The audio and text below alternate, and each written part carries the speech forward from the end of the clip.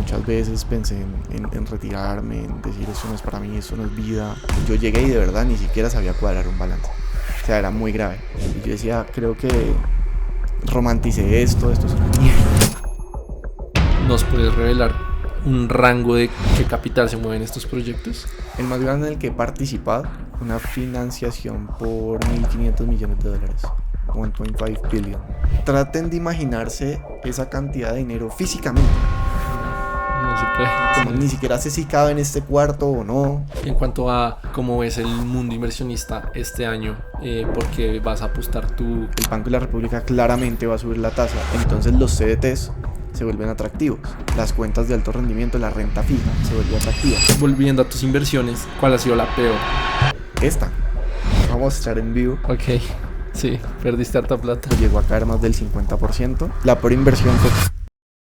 Nico, tú además de crear contenido financiero, eres economista y trabajas en la banca. ¿Cómo llegaste a este mundo de ser banquero? Alejo, fue toda una aventura. O sea, entré a la universidad. Curiosamente quería estudiar otra carrera totalmente distinta a lo que estudié, pero económicamente era súper costosa. Y desde pequeño siempre me han gustado como los negocios y así. En el colegio vendía de todo, sándwiches, gomitas, de todo. Entonces, la ICESI, que es una universidad en Cali, pues me ofreció un buen programa. En ese momento el programa estrella era Economía y Negocios Internacionales y yo dije, yo quiero tener mi propia empresa. O sea, esa era como la mentalidad. Quiero ser empresario, una multinacional, una empresa grande, CEO. Y luego, a medida que iba viendo las materias, economía me enamoró. Entonces empecé a ver como macroeconomía, empecé a estudiar un poquito más esta gente que hace. Y había dos mundos, como la economía pública. Luego estaba como ahí la banca central, que es pública, pero me parece bien interesante. Y luego estaban, digamos, los financieros. Y empiezo a conocer Wall Street, empiezo a conocer bolsa de valores. Entonces al principio fue, ahora quiero ser corredor de bolsa. Que creo que es lo más común cuando uno pues está pequeño, conoce como las acciones y demás. Y luego ya avanzando en una clase, una profesora me dijo, tú eres bueno en Excel. Y yo era monitor de Excel. Me dijo, deberías intentar buscar trabajos en banca de inversión. Y yo, ¿qué es eso? Entonces me dijo, no, es como en Wall Street, pero en vez de la bolsa son proyectos, digamos, privados, son asesores, hacen fusiones y adquisiciones, hacen estructuración de deuda, son proyectos, digamos, un poco más grandes y a veces no son tan públicos. Y yo, ok, en Cali pues no había banca de inversión, literal. Ni siquiera había mucho bolsa, estaba Credit Corp, estaba la bolsa de la mesa de Banco de Occidente y Bancolombia y ya, pero no había banca de inversión. Entonces estudiando solo existía en Bogotá. Y digamos que en la universidad, hace rato pues cuando yo estaba estudiando, no teníamos conocimiento de esta industria. Entonces no era como acá que tienen el Finance and Investment Club y los preparan. Yo llegué y yo me presenté y mandé mi hoja de vida y les pareció interesante. Y me ponen en la primera entrevista y me hacen preguntas muy específicas de este mundo de banca de inversión, de consultoría. Y yo, ¿qué me estás preguntando, güey? Y me dijo, ¿cuántos pañales se venden en un año en Colombia? Y yo, no, pues ya busco. No, en un papel y un lápiz. ¿Qué me estás preguntando, güey? No. Claro, eso para alguien que se prepara para banca de inversión o Sí. consultoría es súper normal. Sí, es que para ese tipo de entrevistas Sí. es más tu raciocinio y cómo llegas a las respuestas. Sí, Pero hay que estudiar mucho. pero también si uno sabe de estas industrias, como que uno sabe que ese son el tipo de preguntas. Sí, Yo estaba acostumbrado a las de multinacional. ¿Y tú quién eres? ¿Y qué has hecho? ¿Y cómo claro. reaccionas a una situación difícil? Lo Sí. normal, no estás así como, ¿cuántas pelotas de golf caen en un avión? Y yo, Ajá, ¿qué me sí, estás, esa es típica. ¿qué me estás preguntando? Ajá. Entonces ahí no pasé y quedé como con esa espina. Y yo soy muy competitivo. O sea, yo soy muy tranquilo, pero sí tengo un lado como muy competitivo. Y quedé como con esa espina. Y entonces empecé a investigar más. Y yo, ok, esto es lo que hacen los banqueros de inversión. Estas son las bancas de inversión más grandes. Ahí entré a una multinacional, a Unilever, a hacer mi práctica, pero siempre con esa espina de yo tengo que ser banquero, tengo que ser banquero. Y conocí mucha gente de Bogotá. Yo me vine a Bogotá, hice práctica en Bogotá en Unilever. Y muchos eran como del CESA, de los Andes, que tienen estos clubs. Me decían, no, esto se estudia así, yo tengo amigos que trabajan en banca de inversión y yo algún día voy a ser banquero de inversión. Entonces seguía aplicando. E incluso en su momento me decían, vea, si usted no es ingeniero industrial de los Andes, no aplique.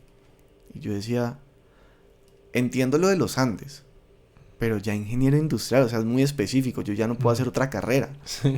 Luego me di cuenta que es por un profesor que hay en los Andes y no sé qué. Por Julio. Por Julio, sí, Mm. es que Sí, es yo una di clase con leyenda. él. Sí, Yo di y clase no, y con la él. mayoría de banqueros son ingenieros de los Andes, Mm. ingenieros industriales. Y, y nada, seguí, empecé a hacer networking por LinkedIn, de la práctica pasé a un mejor trabajo. Y digamos que creo que eso me ayudó un poco porque yo no tenía nada de experiencia en banca y yo ya no podía aplicar como practicante porque ya era profesional. Pero yo sí, mi primer trabajo apenas salí de la universidad, yo era área manager, entonces tenía a cargo como 23 personas. Entonces, claro, era como, ok, tú acabas de salir de la universidad, pero ya manejas gente. Mm. Entonces eso como que dio un poquito como de seniority, como de business acumen. Y empecé a hacer networking, les conté toda mi historia y dijeron, bueno, él no es un niño, démosle la oportunidad. Curiosamente, fue en private equity donde arranqué. Que normalmente uno empieza en banca y se pasa a private equity. Ujú. Para los que no saben, private equity es como capital privado y son los inversionistas que realmente ponen la plata e invierten en proyectos que no están en la bolsa. Ok. Si quieres, ahí me gustaría hacer una pausa. Sí. Porque no me gusta pecar de pensar que sí, para mí todo lo que estás hablando suena muy normal porque yo estudié economía e ingeniería industrial 5 años. Pero si pudiéramos volver a definir la bolsa, la banca de inversión y el private equity, cada una en términos muy sencillos para que todos entendamos. De una. La bolsa es este mercado. Cuando uno dice que una empresa es pública, no significa que sea del Estado, que sea del gobierno. Eso es una empresa estatal. Una empresa pública significa que son empresas, son negocios privados, son pues multinacionales y así, que transan en la bolsa. Es decir, las acciones de esa empresa están en una cosa, en un mercado que se llama la bolsa de valores y cualquier persona puede entrar a la bolsa de valores y comprar una acción, 2 acciones, 1000 acciones, dependiendo de la posibilidad que uno tenga de pues conseguir dinero. Entonces eso es una empresa pública, significa pública porque son negocios privados, pero cualquier persona puede comprar un pedacito de esa acción. Sí, por ejemplo, no sé, una empresa como Coca-Cola está Exacto. en la bolsa de valores y yo puedo ser dueño de Coca-Cola de una Exacto. pequeña parte. Exacto, Listo. exacto. Y acá en Colombia está Grupo Argos, está Ecopetrol, está Grupo Cives, o sea, todo lo que ustedes ven en la bolsa son empresas públicas que son negocios del mercado privado, pero una persona puede comprar un pedacito. Entonces es dueño de una acción, 10 acciones. Buenísimo. La banca de inversión es un equipo de... Ah, bueno, y para complementar, entonces, pues en la bolsa están estos corredores de bolsa que son los que negocian las acciones todos los días.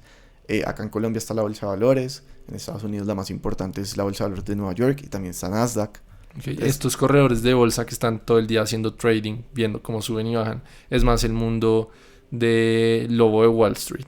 Ellos Sí, eran corredores de sí. bolsa. Digamos que en el lobo de Wall Street son sobre todo corredores de bolsa. Ahí medio se ve algo de banca de inversión, Ok, que es cuando ellos hacen el IPO de Steve Madden, que es este tipo de los zapatos. sí. Eso es banca de inversión porque ahí dijimos un término, un IPO, un Initial Public Offering, es cuando una empresa es privada, sus acciones no están en la bolsa y deciden salir a bolsa. Entonces esto es un hito enorme porque levantan una cantidad de plata, pero también le da mucha más exposición a las empresas, te da acceso a nuevos inversionistas. Es bien importante. Los IPOs los hacen, por ejemplo, banqueros de inversión. Ok. Porque estructuran la compañía, ven cuánto podría valer, luego en el sentimiento del mercado, entonces ahí uno le pone un valor a la acción. Y dice, esta compañía vale, no sé, 100 mil millones de dólares. Y pues depende de la cantidad de acciones, pues cada acción vale tanto. Y ya luego por mercado sube, baja, dependiendo de un montón de variables. Ok, entonces los banqueros de inversión hacen en sus IPOs, estructuran las empresas y ¿cómo más resumirías toda esa área? Los banqueros de inversión son un equipo experto en finanzas de asesores. Son asesores, ellos no invierten la plata de la banca de inversión, sino que asesoran clientes grandes, dependiendo de si quieren invertir en algo, si quieren comprar una empresa, si de pronto tienen una empresa y quieren venderla. Eso se llama fusiones y adquisiciones, M&A. Y también está lo que yo hacía, pues bueno, lo que hacemos, pues, que es Project Finance o finanzas estructuradas.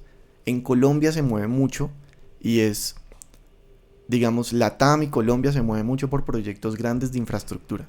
Y estos proyectos son concesiones que lanza el gobierno. Entonces, para construir una carretera, por ejemplo, una planta de generación eléctrica, unas líneas de transmisión de alto voltaje. Todo esto son licitaciones, son concesiones. Entonces aquí hay empresas enormes de ingeniería que saben construir estas cosas, pero para ganar la licitación primero toca presentar un modelo financiero, lo que uno llamaría un modelo de factibilidad, y dependiendo de la TIR que te dé, pues uno se presenta. ¿Qué es la TIR? La TIR es la tasa interna de retorno, entonces es la rentabilidad que van a obtener los inversionistas por el proyecto. Uno se presenta y ese modelo lo hacen los banqueros de inversión. Entonces toda la estructuración detrás es un equipo enorme de banqueros de inversión. Y el final, que es el private equity, es el inversionista. Normalmente el banquero de inversión hace unos años en banca de inversión y luego se pasa a private equity. ¿Por qué? Porque ya sabes cómo se estructuran las cosas, ya sabes modelación financiera, sabes de contratos, conoces a un montón de gente, sabes cómo funciona. Normalmente uno se especializa en una industria y ya entras a ser el inversionista, el que de verdad pone la plata. Yo curiosamente empecé en private equity.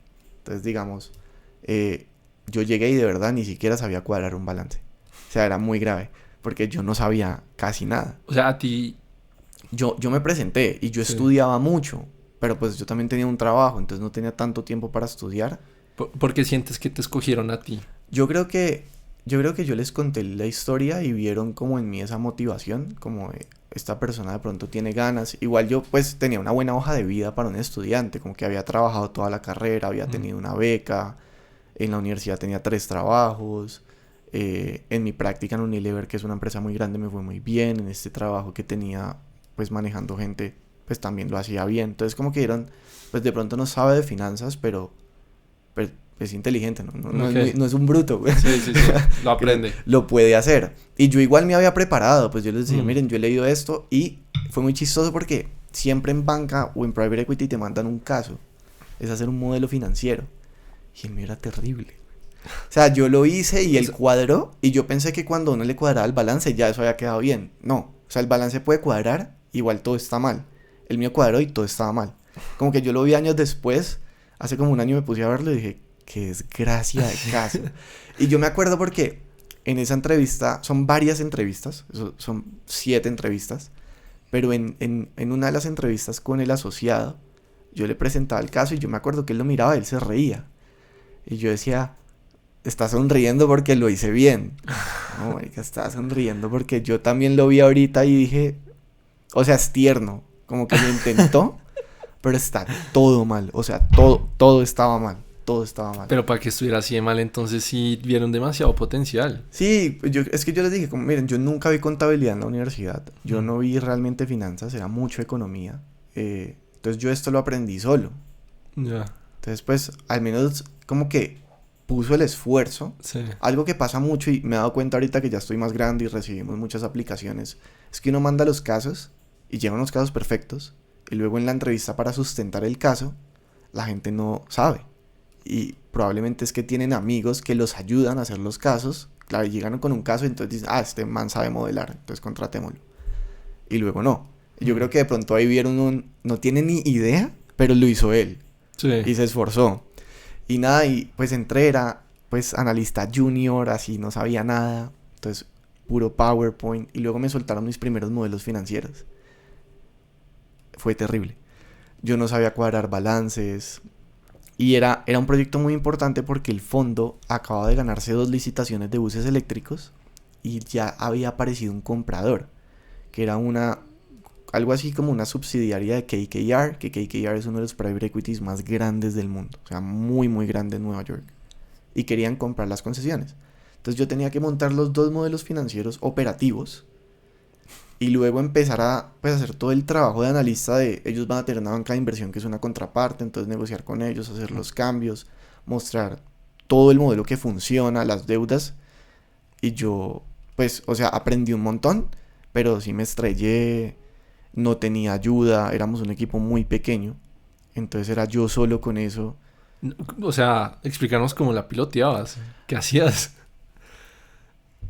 La verdad, o sea, además, o sea, en una época sin ChatGPT. Sí.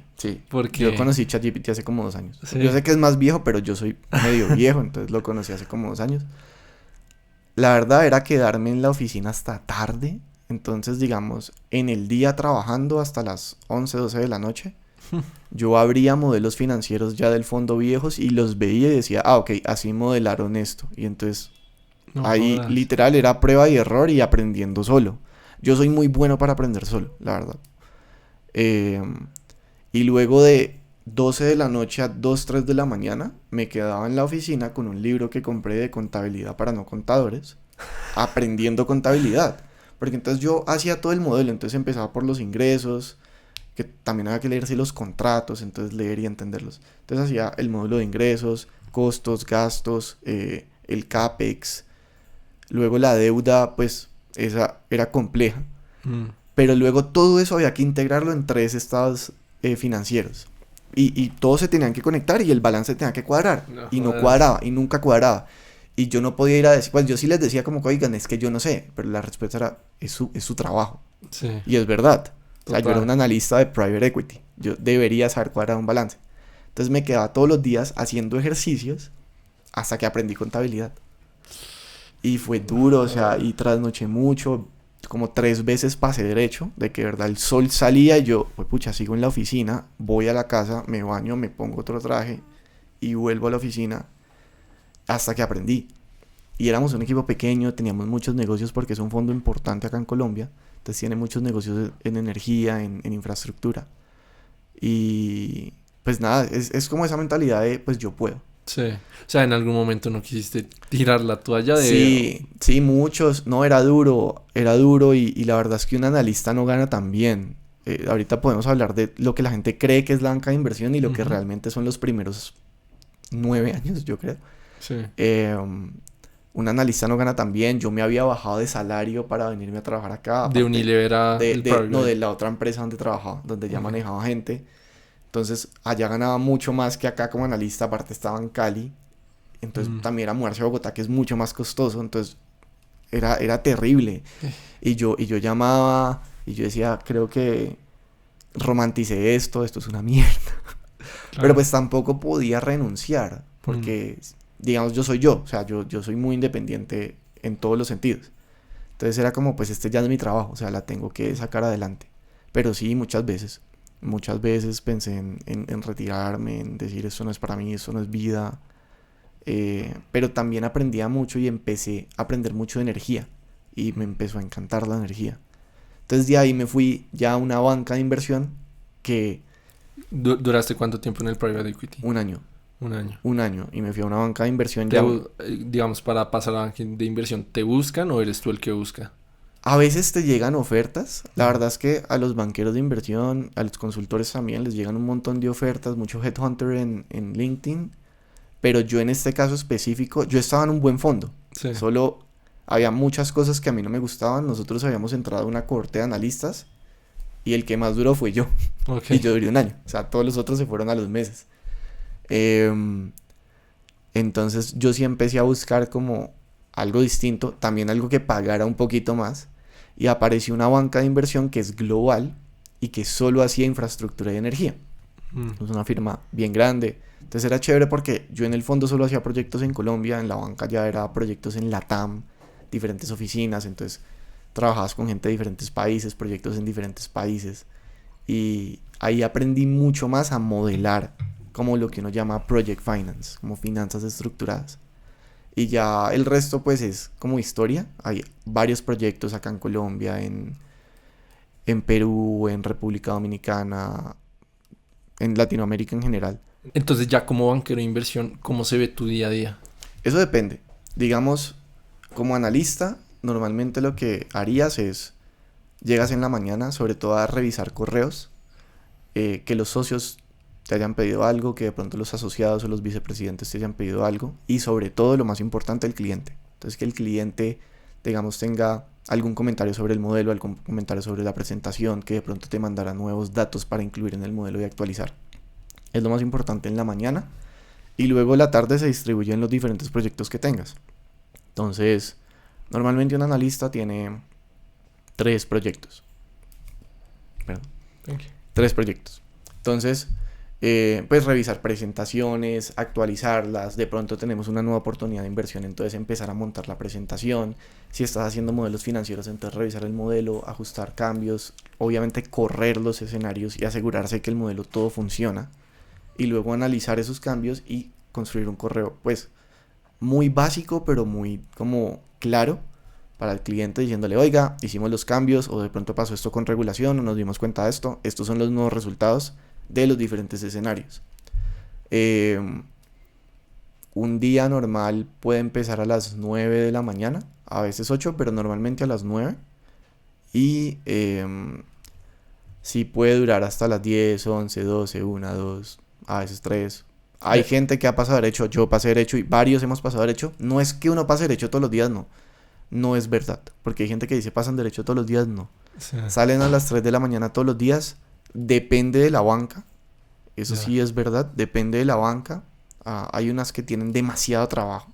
Y solo pues es demasiado trabajo. Pero yo diría que un día normal arranca a las 9 y termina a las 10, 11 de la noche. O sea, jamás ha salido a las 5. El día que me dieron mi primer bono. Sí, sí, sí, Ya.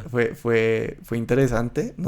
Te llaman entonces a la oficina y no, pues lo hiciste muy bien y te vamos a ascender y este es tu bono para este año. Y pues ya ese día uno está ahí, pues qué Sí. chimba y todo el mundo recibe su bono y ya uno se va. Es la única vez que salí a las 5.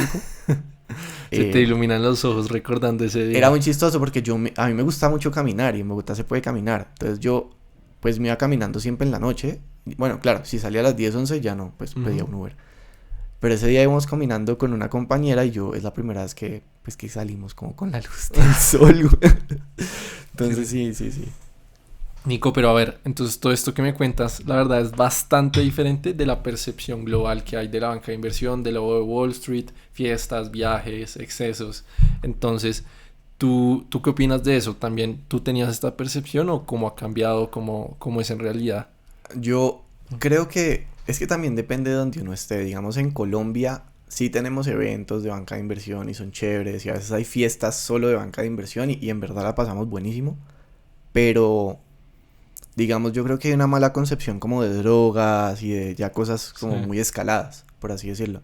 Acá en Colombia yo nunca las vi, nunca las he visto en el tiempo que llevo metido en esta industria y la gente que conozco nunca lo he visto. Eh, pero Nueva York entiendo que sí es distinto.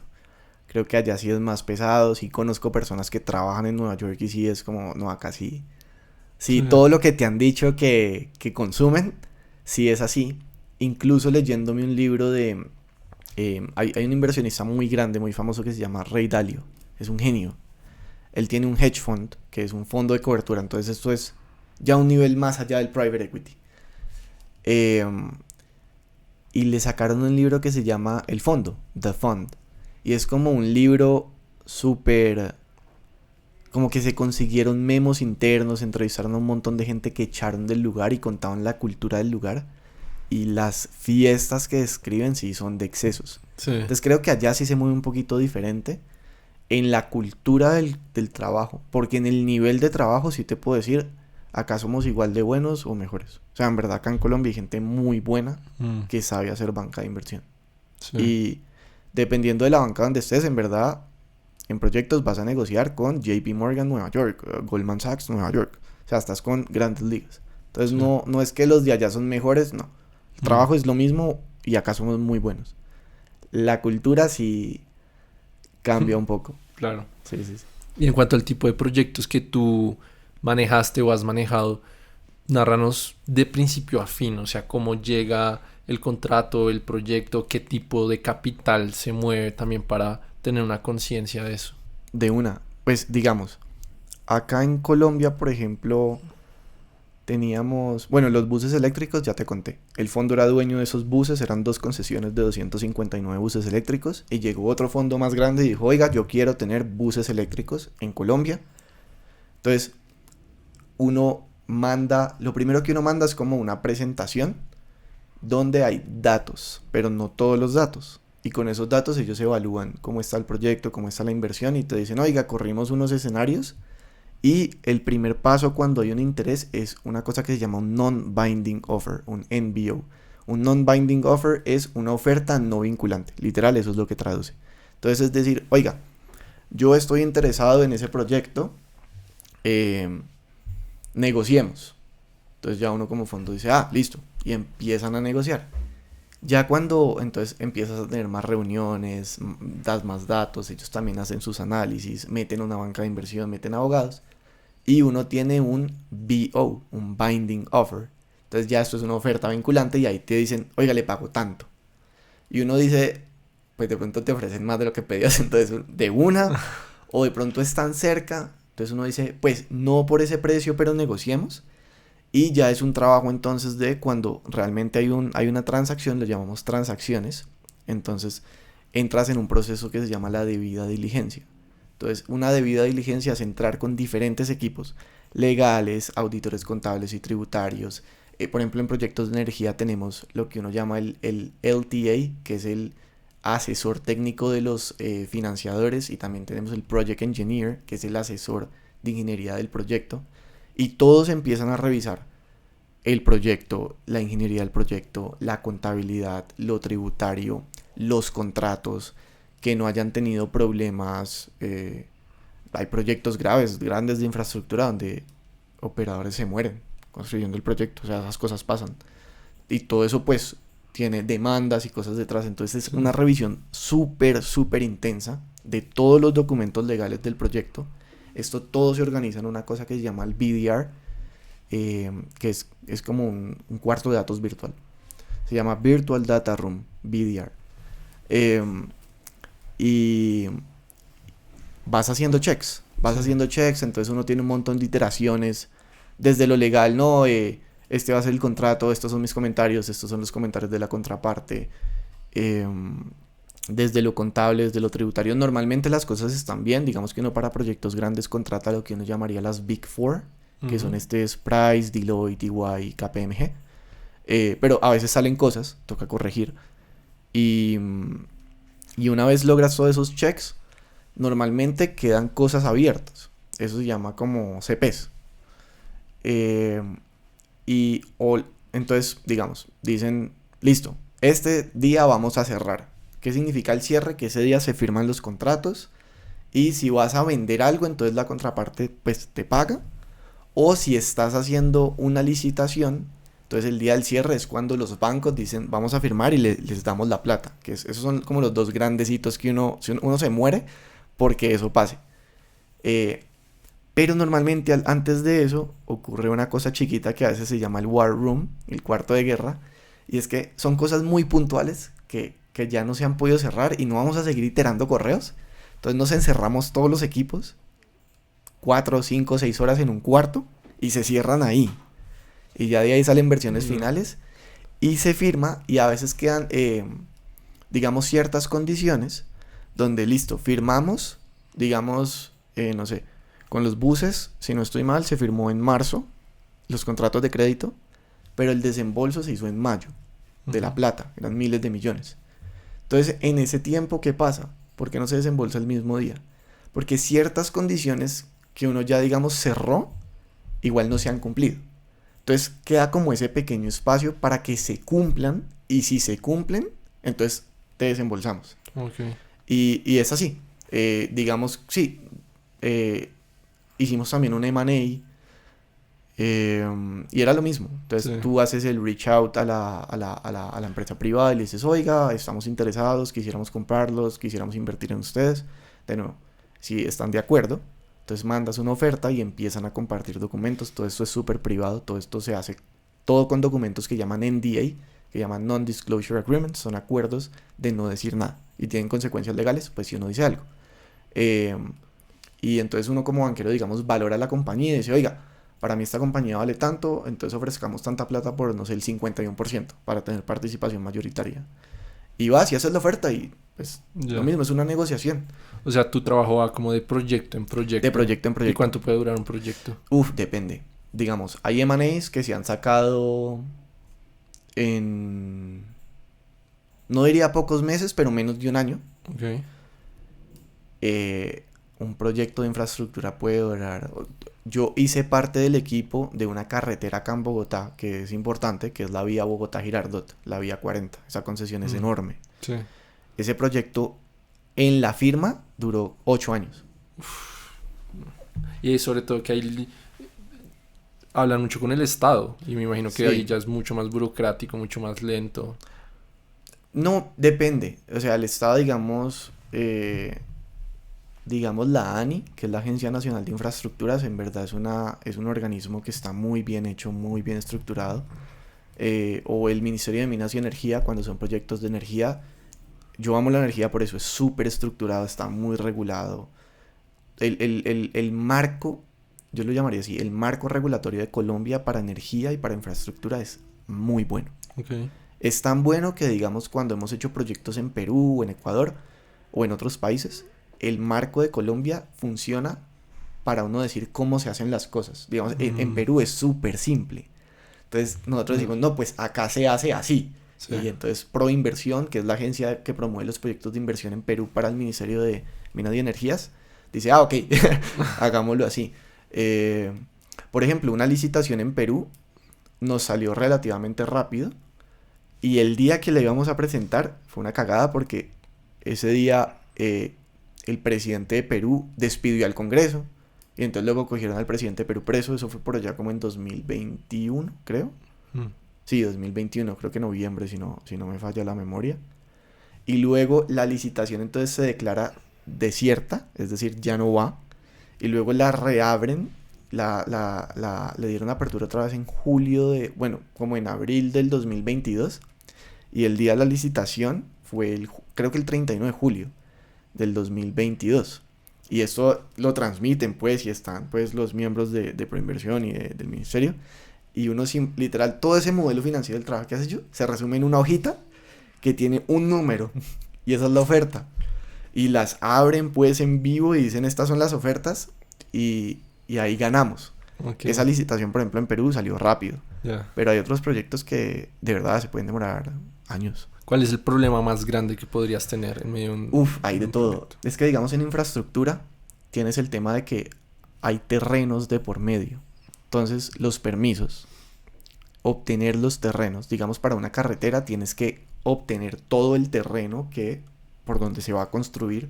Normalmente ahí hay de pronto gente que vive. Entonces, pues vas a negociar con ellos. Oiga, vamos a tumbar su casa. Entonces, ¿cómo se puede reponer esto?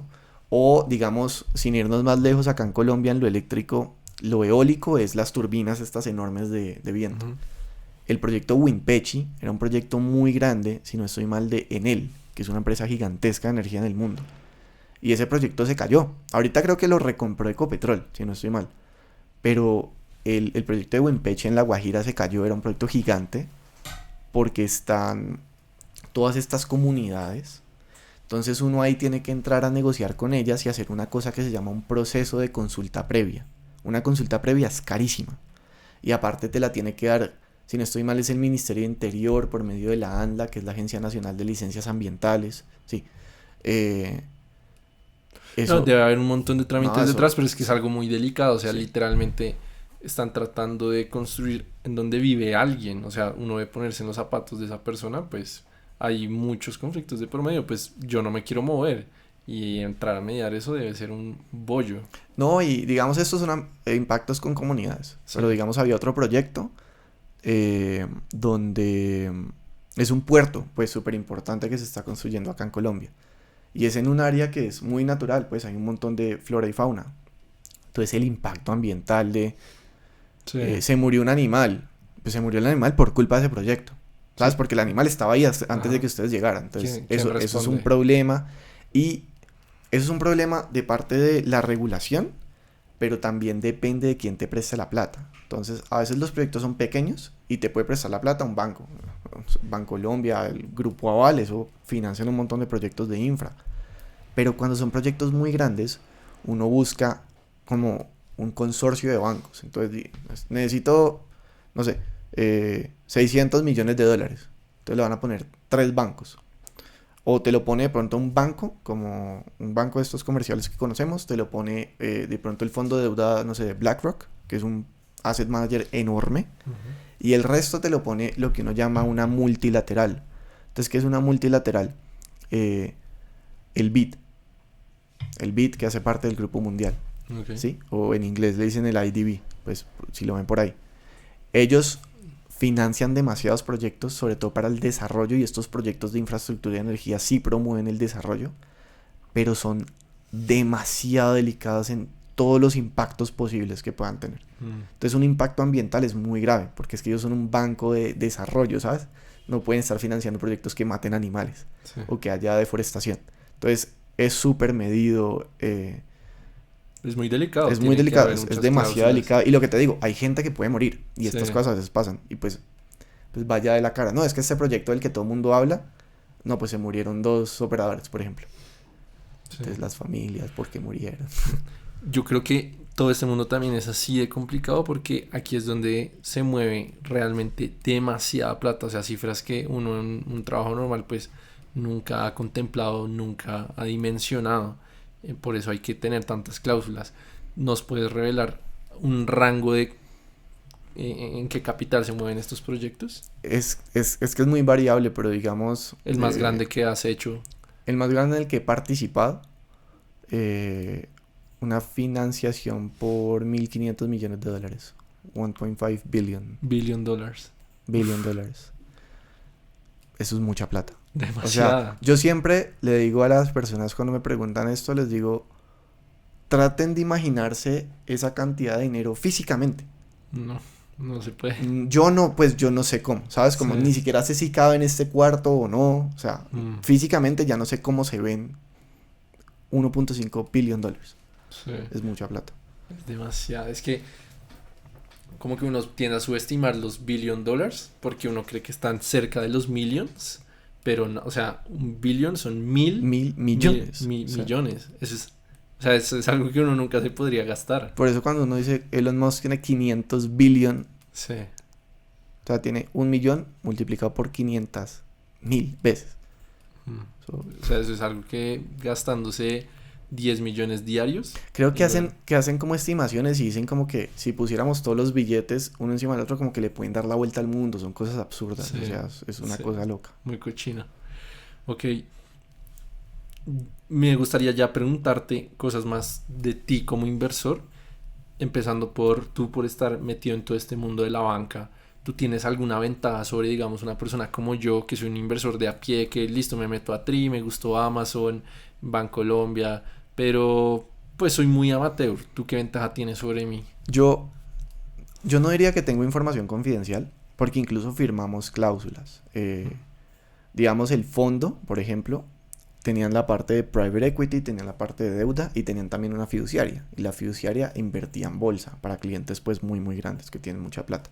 Entonces con ellos teníamos lo que uno llama como un Chinese Wall, una muralla china, donde yo no puedo hablar con ellos, de ellos en qué están invirtiendo y ellos no pueden hablar conmigo de nosotros qué estamos haciendo. Ejemplo. De verdad, ejemplo. Esto no es ningún caso de la vida real. Imagínate que, por ejemplo, nosotros... ISA es una compañía gigantesca de energía acá en Colombia, tiene proyectos por toda Latinoamérica. Entonces, uno puede comprar acciones de ISA en la bolsa. Pero resulta que de pronto, por otro lado, nosotros sabemos que ISA está metido en un proyecto y se ganó o se va a ganar una licitación y vamos a poner la plata. Entonces eso pues es bueno y probablemente la acción suba. Nosotros no les podemos decir eso, porque entonces uno podría decir, esta gente normalmente es buena, sus clientes se ganan las licitaciones, ISA probablemente se la va a ganar, entonces ahí compramos antes y sube. Eso no. Sí, o sea, eso es ilegal. Eso se llama insider trading y es ilegal. Sí. Entonces, ISA no es nuestro cliente, solo estoy dando un ejemplo. Pero entonces eso no se puede hacer. Entonces yo, digamos, no tengo información confidencial. Y, por ejemplo, cuando hemos entrado a competir en licitaciones, por ejemplo, si hemos competido con ISA, pues éticamente yo no puedo ir a comprar acciones. Si yo sé, por ejemplo, que la licitación que mi cliente va a presentar es buena, pero probablemente la de ISA pueda llegar a ser mejor porque ISA es muy fuerte en estas licitaciones. Si yo creo que ISA se lo va a ganar o si yo estoy viéndola en vivo, yo no puedo comprar acciones, o sea, eso está mal. Y incluso a veces uno tiene que como contar, eso se llama un disclosure, uno tiene que contar en qué acciones uno tiene inversiones o si vas a comprar acciones, en dónde vas a comprar acciones. Entonces digamos, por ejemplo, que la parte de la fiduciaria esté invirtiendo fuerte en Corfi Colombiana. Y resulta que Nicolás también curiosamente invirtió en Corfi Colombiana. Como, puede que sea coincidencia. Sí. Puede que los dos veamos algo y digamos, voy a invertir. Pero hay que decir, y eso pasa pues por un control de legal, de compliance, y ellos te dicen, ¿puedes invertir o no puedes invertir? O sea, ¿eso lo revisa tu empresa? Sí, Ok, sí. Sí, y a veces no puedes invertir. ya. O, sí, dale, no tenemos nada ahí, invierte. Ok. O sea, por lo que me vas contando hasta ahora, siento que yo tengo más ventajas porque pues no tengo esas No restricciones. tienes esas restricciones. Ahora, lo que yo sí diría es que tal vez una persona que trabaja en finanzas sí tiene un entendimiento más claro de cómo está la compañía. Entonces, cuando se hace la publicación de los resultados, pues tal vez un financiero sí los lee más fácil, ¿sabes? Y de pronto, dependiendo de, digamos, yo estoy muy enfocado en infra y en energía. Entonces a mí las acciones de infra y de energía me gustan porque yo entiendo cómo se mueve la industria, porque yo entiendo la regulación del Ministerio de Minas, de la CREC, de la UPME. Entonces como que yo sé cómo funciona el negocio. Y si sacan un nuevo decreto, o por ejemplo los beneficios fiscales de la 1715, como que yo me los sé de memoria. Entonces yo Ok, ya sé qué puede pasar ahí. Y ya. eso en el flujo de caja, cómo puede impactar. Ok.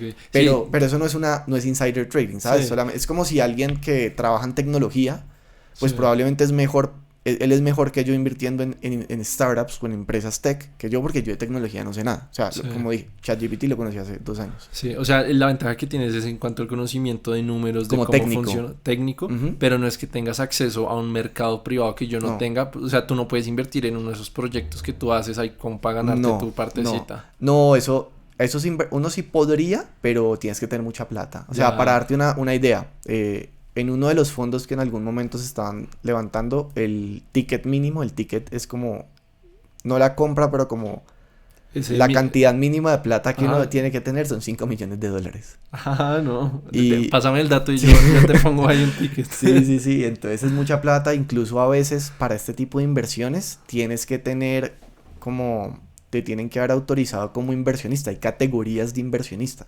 Nosotros somos inversionistas normales que abrimos Ujú, por Tri, por todas estas aplicaciones. sí, Pero ya esta gente, por la cantidad de plata que mueve, tiene un perfil de inversionista porque, por ejemplo, no es que tú tengas 5 millones de dólares y los desembolses hoy, sino que el fondo dice, oiga, vamos a levantar plata, estas son las fechas donde el fondo va a levantar la plata. Entonces uno como inversionista privado dice, voy a hacer un compromiso de capital. Entonces yo le voy a poner 10 millones de dólares. Pero no es que te los deposito, es que yo me comprometí con ellos.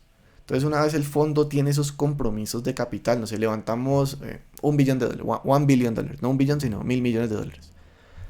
Una vez tiene eso, el fondo empieza a buscar oportunidades de inversión.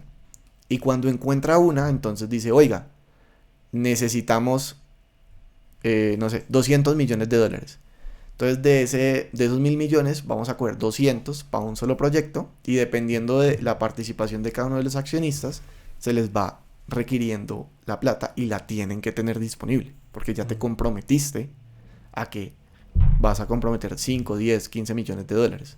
Entonces ahí es que se empieza a pedir la plata, no es como que uno la deposita de una. Y lo mismo funciona con los dividendos, entonces las inversiones que hacemos pues a veces reparten dividendos, entonces el fondo tiene que quedarse con una parte, el fondo gana plata, se llama un management fee, pero también la gran mayoría pues se va al fondo que reparte a los inversionistas. Para darte una idea, un fondo de estos privados normalmente trata de dar entre el 15 y el 25% de retorno. Son buenas rentabilidades, pero son activos riesgosos, son ujú, privados y pues de mucha plata. sí, ok. Entonces, yo siempre le digo a la gente, porque algunos me dicen como que no, qué rabia, es que esto, pues solamente los ricos tienen acceso a eso. Yo siento que uno no debería verlo así, porque Colombia desafortunadamente está entre amores y odios, sino como, pues de pronto en este momento yo no tengo la plata, pero de pronto en un futuro sí la tenga y al menos ya sé que estas cosas existen, ¿sabes? Ya. Lo importante es como brindar la información y que la gente tenga como esa mentalidad de yo puedo llegar allá. Hay muchos de los inversionistas que no nacieron ricos, o sea, en verdad para nada. Y solo montaron empresas y empezaron a hacer capital y lo lograron. Entonces es como ese mensaje de mentalidad. Sí, sí. En Mis propias finanzas dice algo que me gusta mucho y es mejor tener el conocimiento y no el capital que tener el capital y no el conocimiento, porque si ya tienes el conocimiento, te llegará el capital algún día, pero si lo tienes y no sabes nada, Te pues lo vas a estás gastar. peor. Ajá. Y pasa mucho con estas estrellas de básquet, de fútbol. Ganan millones y luego en la quiebra. Y uno dice, Ah, pero sí. ¿cómo? O se ganan loterías y luego años después otra vez mal. Y uno dice, ¿cómo? Mm. Entonces yo sí siento que el conocimiento cambia todo. Yo siempre he dicho que la educación es lo que te cambia la vida. Y en cuanto a cómo es el mundo inversionista este año, ¿te animas a hacer como alguna predicción o nos puedes decir por qué vas a apostar tú, qué hoy crees que va a bajar, cómo lo ves? Yo lo dije en Monicon porque nos cogieron a todos así. Siempre decíamos, pues no es una recomendación de inversión. Digamos, la bolsa colombiana tuvo 2 años que fueron un boom, que esto no había pasado pues nunca en el mercado colombiano. Hay acciones que subieron mineros. Sí. Nutresa. Bueno, claro que lo de Nutresa es un caso muy particular. Yo no lo entiendo. Y he hablado con otros buenos creadores y también me dicen, no, no entiendo qué hay detrás de la valorización de Nutresa. Pero para darles una idea, yo compré Nutresa en 20.000 y con la primera OPA de Jaime Glinsky a 40.000 vendí y dije, hice 100%. Sí. Yo me creía el Midas pues de las inversiones. Eso fue en 2022, si no estoy mal. 2021 creo que fue la OPA, como en Más o menos. diciembre, y Sí. yo por allá en el 22 como en la segunda OPA me monté. Hoy la acción de Nutresa, estamos a 2026, está en 300.000 pesos. Entonces, Hubieras eso, no, ganado sí, 15x. eso no pasa, eso es venture capital. Sí. Pero sí, o sea, digamos, Grupo Cibes ha tenido muy buenas valorizaciones, Grupo Éxito, Grupo Argos, Isura con la escisión, Grupo Aval, la acción preferencial de Aval ha dado mucho de qué hablar. Entonces, Sí. estas cosas en Colombia no se veían hace un tiempo. Eh, Creo que todavía hay oportunidades, sí. Digamos, por ahí leyendo reportes veo que todavía hay oportunidades como en Grupo Éxito, en la preferencial de Sura. Algunos mencionan a la vivienda. Creo que el sector financiero fue muy golpeado por las elecciones presidenciales anteriores. Un ejemplo perfecto de eso es Corfi Colombiana, que bajó como 50% en Mm. meses. Eh, y le están apostando como a ese cambio electoral. Entonces veo en muchos reportes del sector financiero y veo mucho el sector energético. Veo Grupo de Energía de Bogotá, veo ISA en reportes. De nuevo, esto no es Nicolás. Son reportes. Yo lo que creo, y como lo dije en Monicon, es, y ya pasó justo ayer, que el Banco de la República subió la tasa de interés Mm. por todo lo que pasó con inflación, salario mínimo. Entonces yo sí lo dije en Monicon, el Banco de la República claramente va a subir la tasa y probablemente esta no sea la única subida de tasa que veamos. Entonces los CDTs se vuelven atractivos. Las cuentas de alto rendimiento, la renta fija se vuelve atractiva. Entonces la gente a veces me pregunta, ¿por qué te gusta la renta fija? Y, y yo, justo mi charla en Monicon fue de eso, fue política monetaria. Y yo les decía, porque es que los grandes inversionistas invierten es así, con macroeconomía. Porque si uno entiende el movimiento de los ciclos económicos, de la política monetaria, uno puede hacer mucha plata. Entonces, me gusta por ese lado, pero también en Colombia, hace 10 años, uno jamás iba a imaginar un CDT al 10%, Mm. ¿sabes? La inflación ahorita está al 5%. Eh, Hoy en día tenemos CDTs al 11%, ahorita con la subida de la tasa probablemente algunos le coqueteen al 12%. Entonces de pronto invertir en CDTs no suena como tan sexy, como yo Sí. siempre digo eso, como que una cosa es decir, yo invierto en Nvidia, yo invierto en Broadcom, ¿sí? Total. Le saqué un montón de plata a Palantir. Sí, o sea, yo soy dueño de Sí, Amazon, no, de Meta. yo tengo un CDT. Pues eso Sí, suena como abuelito. sí, sí, sí. Pero el CDT te está dando más del 10. No tienes riesgo realmente. Depende de los capitales que uno invierta, pero los CDTs tienen seguro Fogafín, pues que basta 50 millones. Sabes exactamente cuánta plata te vas a ganar y sabes exactamente cuándo te la van a entregar. Aparte uno puede decidir si se la entregan al final o mensual. Y además la retención es del 4% solo sobre la utilidad. Eh, entonces pues digo, es una inversión segura. Mm. A mí me gusta. creo que también cuando yo empecé a invertir cometí muchos errores. Me dejé llevar por lo que uno llama el FOMO. Y ahora te cuento cuál es mi peor inversión. Y fue por eso, porque no sabía y solo Sí. invertía. En cambio, los CDTs yo ya sé cuánto me va a ganar, están por encima del 10. Y si uno ve estadísticas, la mayoría de inversionistas a nivel global no renta por encima del 10%. Uno solo ve casos de éxito, estos hedge funds, Jim Simmons, pues lo que era Renaissance o Ray Dalio, BlackRock. Claro, esos son expertos financieros, genios mundiales que tienen equipos de profesionales detrás, información de primera mano. Bloomberg, uno no. Uno está en la casa, güey, o Sí. trabajando y invierte. Entonces yo, por ejemplo, no hago trading, hago inversiones a largo plazo, pero por eso me gusta la renta fija. Entonces hablé mucho de renta fija. No, y lo que tú dices es que el promedio de los grandes inversionistas es 10%, pero mucha gente yo creo que ni lo cree porque dice, a ver, pero es que eso me está dando Rappi, me lo está dando Nu, me lo está dando CT, eso es muy común, yo quiero más, más, más. Pero justamente por eso es importante entender el ciclo económico en el que estamos De actualmente, acuerdo, porque eso no se veía antes y seguramente en 5 años no lo vas a ver, entonces toca aprovechar hoy. de acuerdo, de acuerdo. Ahorita mencionabas a Nu. Yo soy feliz con las cuentas de alto rendimiento y tengo Lulo, no tengo Nu. He usado Nu, pero por ahora tengo Lulo. Eh, y si es una buena rentabilidad, de pronto a veces están un poquito por encima del CT, pero uno tiene que ahí hacer un ejercicio muy sencillo de la retefuente en Ujú. estas cuentas de alto rendimiento es del 7%. La retefuente en los CTs es del 4%. Y Ok, si la cuenta, por ejemplo, de Nu, de Lulo, no la tenés exenta del 4 por mil, entonces sobre eso también te van a cobrar 4 por mil. Sobre sí, la retefuente, como es una salida, la gente no lo sabe, también te cobran 4 por mil. Entonces métele los números y probablemente el CDT te va a dar más plata. ok. Y aparte del CDT es una tasa fija. La cuenta de alto rendimiento varía. Algunas tienen bolsillos flexibles, programados y cajitas de Nu programadas, Ujú. pero el CDT ya es fija. Yo les decía, si el CDT está a 15% y te deja abrirlo a 2 años, Es son asegurar tu 15% rentabilidad. por 2 años. Sí, ¿Por sí. qué no harías eso? Porque no suena chévere. Entonces, eso lo dije en Monicon y también me paré mucho en criptomonedas, que es muy chistoso. Ahorita hablamos de eso. Yo odiaba las cripto, ahora me gustan algunas, creo en el Bitcoin. Y dije, pues este año va a caer. Precisamente estos últimos 2 días ha caído un montón, entonces aproveché para comprar. Ok. Ahí compré algo de Bitcoin y compré un BNB. eh, y esa sí es a largo plazo, pero le creo al Bitcoin. Sí, Santi de Academia del Éxito, que también estuvo acá, también habló de esa caída que van a tener las criptomonedas. ¿Tú te animas a decir hasta cuánto crees que van a caer y tienes unos puntos de compra? Lo que pasa es que eso es demasiado volátil, Sí. o sea, en verdad. Eh, yo siento que Bitcoin por debajo de 100.000 y con el dólar tan barato es una oportunidad que uno debería aprovechar. ¿Por qué el dólar? Porque el Bitcoin se compra en dólares Ujú. y el Bitcoin volverá por encima de 100.000. El año pasado lo tuvimos a 126.000 antes de la caída.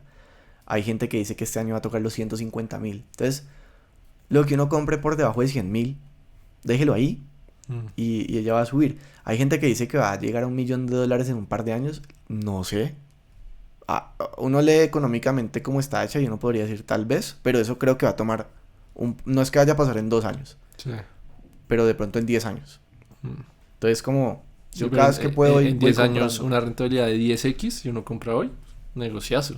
Exacto. Solo es ahí tener las huevas para hacerlo porque seguramente va a caer mucho Uno durante. no puede mirarlo todos los días porque es que Sí, las criptos son muy volátiles. Lo que te digo, hace unos días estábamos en 93.000, 95.000 y hoy está en revisemos aquí en vivo. 82.398. Sí. El BNB está en 827 cuando llegó a estar por encima, casi a los 1.000 y llegó a tocar por encima de los 1.000. Entonces como que uno no puede ponerse a mirar. Es como, ¿por qué voy a comprar ya? Yo, porque está por debajo de 100.000 y el dólar está muy barato. Ya. Y lo dejo. Y lo dejo y Pero creo si que... sigue cayendo, tú vas a seguir Sí, comprando. sí, sí, sí. Sí, justo en este momento es porque sigue cayendo. Estaba leyendo unos reportes que dicen que puede llegar a 65.000. No lo sé. Lo que pasa es que es demasiado volátil.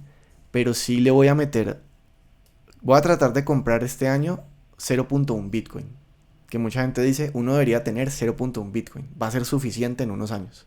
Mm. Entonces, ahorita que el dólar está barato, intentar tenerlo y seguir. O sea, cada vez que caiga hay que comprar.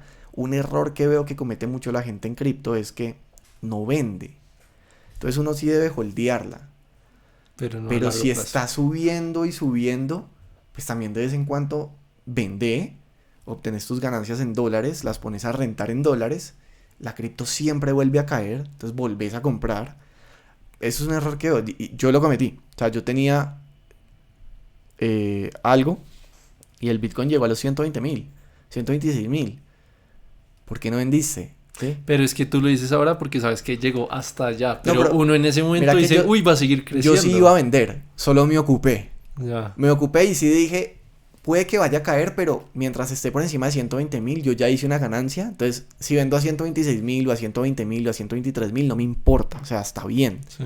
Solo me ocupé. Y el día que iba a vender, no vendí. Y dije, mañana vendo. Y me cayó. Ya. Justo al otro día. Estaba jugando con mis primos y no vendí. Pero sí es un error que veo. Entonces, digamos, ahorita que está cayendo, compro. Apenas toque los 110.000, probablemente voy a vender. Entonces, yo creo que ahí va a ser como un puntico entonces la gente va a empezar, bueno, va a seguir rompiendo los 100.000, ahí de pronto puede pasar algo, y luego volver a comprar para que vuelva a subir. ¿Qué tan importante es escoger una buena plataforma para comprar cripto? Lo más importante, no solo cripto, cualquier plataforma. Siempre, digamos, si están en Colombia, revisen que estén vigiladas por la superfinanciera, esto es lo más importante. Y si son internacionales, pues revisen las regulaciones que tienen. Si es un broker europeo, pues que tenga las regulaciones más importantes en Europa. Si es un broker de Estados Unidos, que esté regulado por la SEC, que es la Securities and Exchange Commission. Binance, por ejemplo, tiene un montón de regulaciones. Es una empresa global, tiene 300 millones de usuarios. Entonces, siempre hay que revisar el tipo de regulaciones. Sí. Eso es lo más importante. Porque hay demasiadas estafas. Incluso, es que ayer un amigo me dice, ¿verdad que Jason Jiménez tenía 45 billones de pesos? Y yo, nadie en Colombia tiene 45 billones de pesos. Y me dijo, no, sí, me salió en un artículo y que invertía por esa plataforma y me mandó el nombre. ¿Sabes algo? Y yo, no sé qué me estás hablando. Le dije, ¿por dónde lo leíste? Me dijo, no, en El Tiempo. Yo, El Tiempo, Jason Jiménez, 45 billones. Yo, no me sale nada. Entonces me mandó un link de Facebook. No. Y es una página que se ve igualita al Tiempo.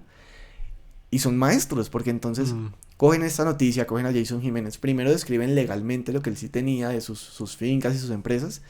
Y luego por allá le meten un montón de párrafos. No, su verdadera riqueza estaba en 45 billones en esta plataforma. Se inventan pantallazos de bancos. Dicen que están regulados por el Ministerio de Hacienda.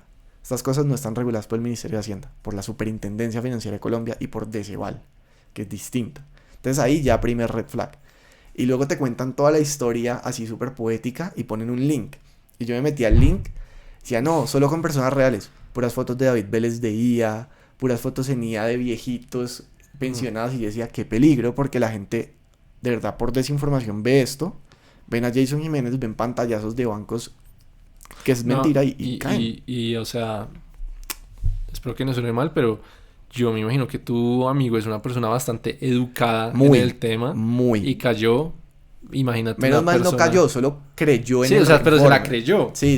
Imagínate a alguien, pues, en busca de plata, desesperado, sin educación, ve ese video de David Vélez. A mí me han aparecido en YouTube, Sí. me aparecen en los anuncios. No, es terrible. O sea, es descarado. Es terrible. Sí, está totalmente desregulado. Entonces, obviamente, pues toca tener cuidado ahí. Pero volviendo a tus inversiones, ¿cuál ha sido la peor? Esta. Vamos a mostrar en vivo. No voy a mostrar el nombre, pero vamos a ver la rentabilidad. Y me pasó porque todo el mundo estaba invirtiendo en esta acción. Esto venía subiendo. Y yo me tomé el tiempo de no ser capaz de dar ese primer paso. No leí, no... Es tan simple como uno bajar los reportes financieros y leerlos. Y buscar y entender el negocio. Yo solo por FOMO. Me da esa rentabilidad ya. ¿Pero la podemos mostrar en cámara? No. Ok. Sí, perdiste harta plata. Y eso que ya he recuperado un 20%. O sea, pero podemos decir cuánto ha caído. Ha caído en este momento 37%, pero llegó a caer más del 50%. Aquí solo ves 3 acciones, porque el resto las liquidé justo esta semana. Saqué varias ganancias de la Bolsa de Valores de Colombia. Bueno, voy a contar. Aquí tengo una de Promigas, que es una inversión que me gusta por dividendos. Tengo Ecopetrol por encima del 20%. Y la peor inversión fue Corfi Colombiana, porque entré en un mal momento. Ya. Entonces ahí se va recuperando. Pero igual solo ha caído 37%. O sea, mi Pero primer... había caído más del 50%. Bueno, pero ya se recuperó. O sea, es que la peor. O sea, he escuchado casos y yo tengo un caso en el que compré como en $62 y cayó a $7. O sea, eso... Y Uf. plata de mis papás. Entonces eso ya duele diferente. Yo, Entonces, digamos que en bolsa esta ha sido la peor, pero tal vez la más irresponsable fue por allá en pandemia. Alguien me ofreció un proyecto de tapabocas ok. y yo le metí como 20 millones. Y un día me llega un mensaje. Yo estaba en la oficina como a las 11 de la noche. Estaba bien estresado Sí. con un proyecto de Ahí estos de... aprendiendo contabilidad para no Sí, contadores. y me llega un mensaje, no, Nico, me robaron toda la plata, me robaron 200 millones, porque éramos varios amigos a los que les había pedido plata. Pero yo te voy a pagar, solo no te puedo pagar la rentabilidad. Y yo leo ese mensaje y yo, que a 20 millones eran harto. Y yo, marica.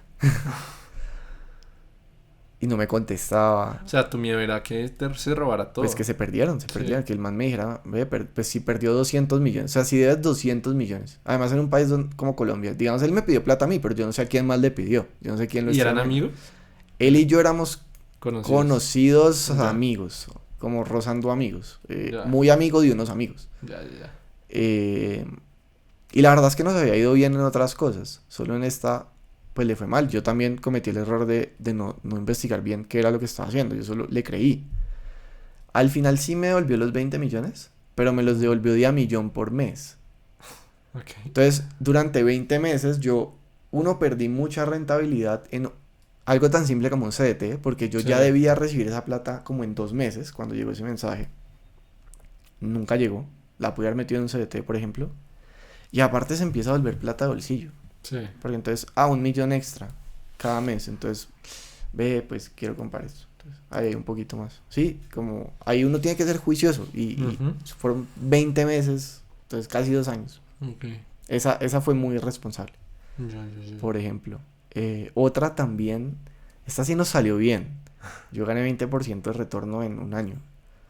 Pero era con unas vacas. Y entonces, no, que esta persona tiene las vacas y sí me... Para los que no están viendo, haces como comillas en el aire. Ah, sí. ¿Qué pasa con las Pues famosas vacas? yo de verdad no sé si eran vacas. Ya. O sea, yo nunca las vi. O sea, compraste una vaca pero nunca la viste. Yo metí ahí una plata y entonces él me decía, no, pero si metemos más plata nos dan 20%, porque la rentabilidad inicial era el 12%.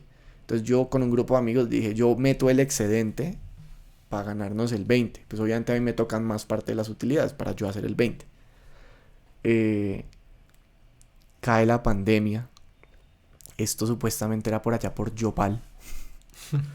Y yo siempre, yo quiero ver las vacas. Te mandaban una foto, esa foto seguramente la mandaban a todo el mundo. Sí. Y luego llegó la fecha de pago. Entonces, era una persona en Yopal que conocía a una persona que conocía a un amigo y yo me hablaba con mi amigo. Y yo ve el pago de las vacas. No, ya va, es que este man está en Yopal y pues los bancos están cerrados por la pandemia y no sabe hacer transferencias por el celular. Y yo, puede ser verdad. Pero también decía, no, creo que sea cierto. Pues si es una persona que recibe inversiones, yo creo que sí sabe pagarlas. Pasaron como 3 meses y sí me pagaron las vacas. Ok. Pero no, yo estaba estresadísimo Sí. y dije, pucha, otra vez perdí plata. Sí, es que ahí está la importancia de invertir en lo que uno sabe, porque eso ya es paz mental, eso es tranquilidad, eso es vida, pues Total. saber que no te van a robar tu Total. dinero. Así termine bien, esos 3 meses de estrés. Total, que esté regulado y que uno lo entienda. Sí. Y que uno también sepa que el dinero que uno destina a la inversión, si es renta variable, se puede perder y uno está tranquilo con eso, que esa es la parte más difícil. Digamos, los CDTs, pues yo ya sé que no los puedo utilizar, pero están ahí. Y una parte importante del portafolio está en CDTs. Pero Bitcoin, por ejemplo, yo le creo. Entonces, ella baja y a mí no me importa. Va a volver a subir. Pero creo que no me volvería a meter como en ganado. Yo no tengo ni idea de eso. Y hay gente que hace mucha plata con ganado, solo yo no sé. Es que creo que ahí está como la clave es hacer las paces con eso. Como que a uno le da mucha envidia porque uno ve otra gente haciendo mucha plata, pero en un sector que tú no conoces, entonces, bueno, no te metas. Exacto. Supera el FOMO, pero es mejor estar tranquilo y conocer en lo que estás invirtiendo. Exacto. Y siempre habrá gente que le va peor que uno, pero siempre habrá mucha más gente que le va mucho mejor que uno. Ujú. O sea, uno no se puede poner a comparar de que porque alguien invirtió en SanDisk, por ejemplo, y 700% de retorno en un año, no, pues vos no lo hiciste, pero si haces 10% está bien. Es que es 10% constantemente todos los Sí, años, eso tampoco es fácil. sí. Oye, te quiero preguntar sobre una experiencia que tuviste gracias a Diario El Banquero de ir a Dubái. ¿Por qué fue? Sí, ¿Cómo fue esto? esto ha sido una locura. Fui a Dubai porque yo trabajo con Binance. Ok. Binance es uno de mis clientes más grandes y yo soy un KOL, que es como un Key Opinion Leader, así se llama, como embajador, digamos, para Colombia. Eh, y la verdad es que me han abierto muchas puertas. Primero me enseñaron de cripto, porque yo odiaba la cripto, yo pues como economista, como banquero así súper tradicional, pues yo decía, esto no tiene ningún sentido. Ujú. Hay demasiada información en internet que dice que esto es mentira, que es un scam, como lo llaman, pero también hay mucha otra que te muestra las cosas que son reales. Entonces yo, antes de empezar a trabajar con ellos, les dije yo quisiera aprender.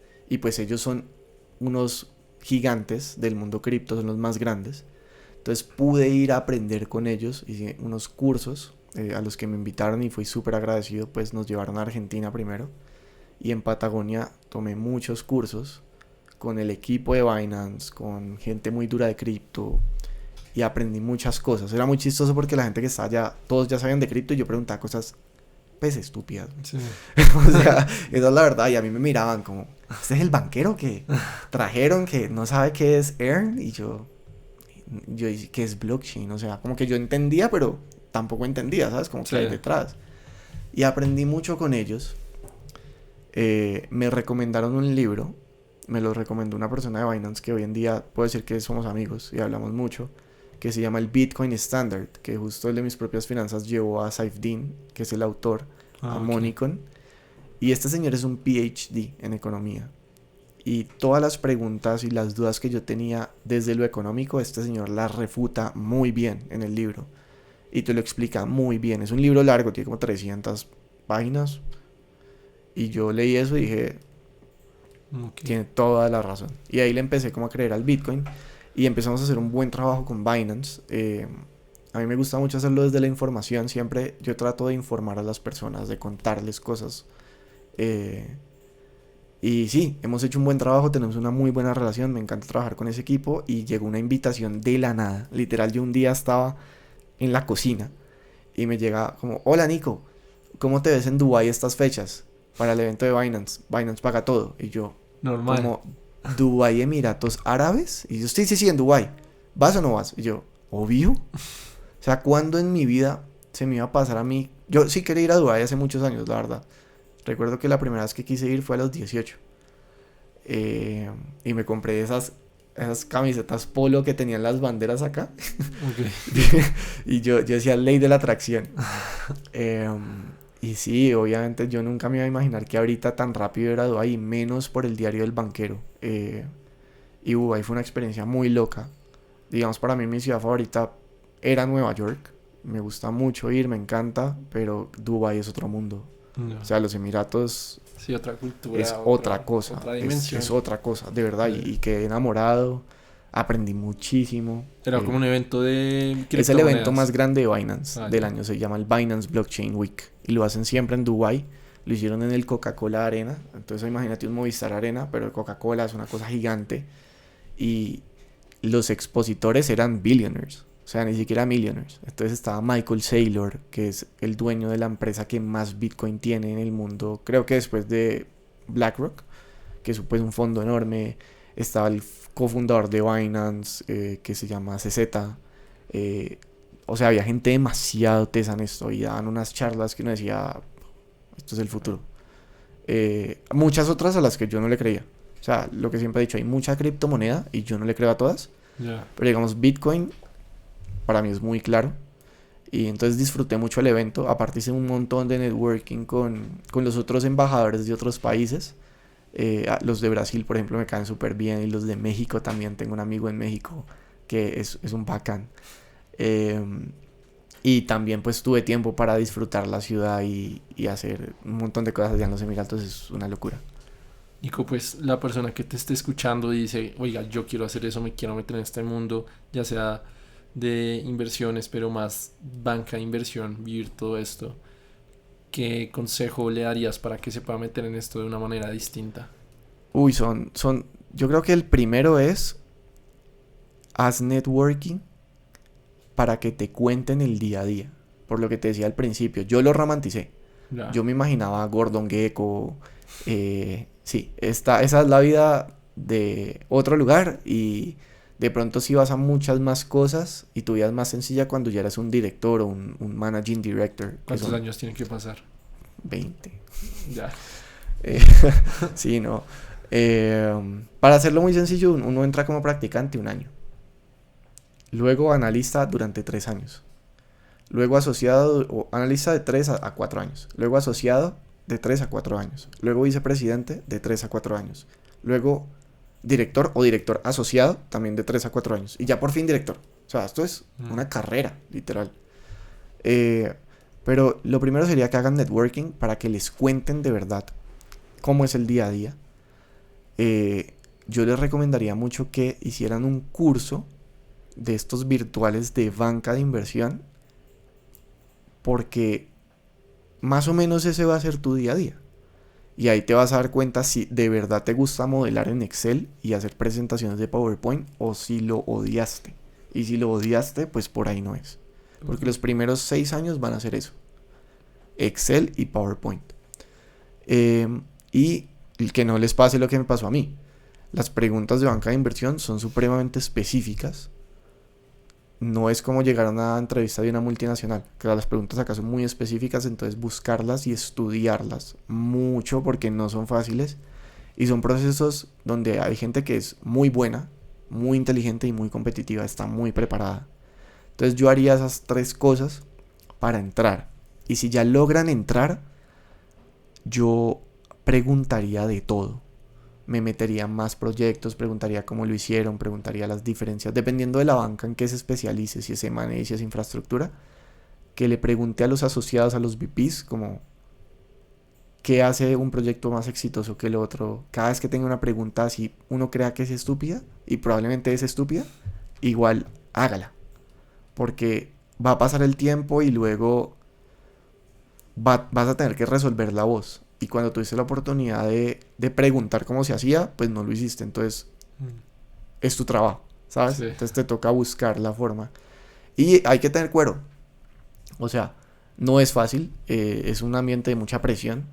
Hay lugares mejores que otros, pero pues no es un ambiente tan fácil. Es muy competido, claro. tienes una responsabilidad enorme. Es que, de nuevo, uno es un niño de 20 años, pues 20 y algo, haciendo un modelo financiero para un proyecto que es $200 millones. Hay una responsabilidad gigantesca, porque si metiste mal un número, Sí, pues puede salir muy mal. sí. Entonces es eso y los primeros años es, sí, preguntar, como estoy tratando de recordar, y es preguntar, preguntar, preguntar y no tomarse las cosas personales. Y si uno siente que hay cosas que son personales, alzar la mano Ya. con los directores, Por la cultura, por por la cómo cultura, te por pueden dar todo. feedback. Sí, porque de nuevo hay ambientes donde simplemente es demasiada presión, Mm, pero puede haber momentos o personas que sí te la cojan personal y eso tampoco está bien y claro, puede ser bastante duro. sí, Entonces también alzar la mano. ok. Esos es como los consejos. Pues Nico, muchísimas gracias por el espacio. No, a ustedes gracias por tenerme acá. Si llegaste hasta acá, gracias. Me alegra mucho saber que quieres ser distinto. Déjanos un comentario contándonos qué tal te pareció el episodio o qué temáticas te gustaría ver. Mi equipo y yo nos comprometemos a leerlos todos y trabajar semana a semana para traerte un contenido distinto y entrevistar a los mejores invitados. Hasta pronto.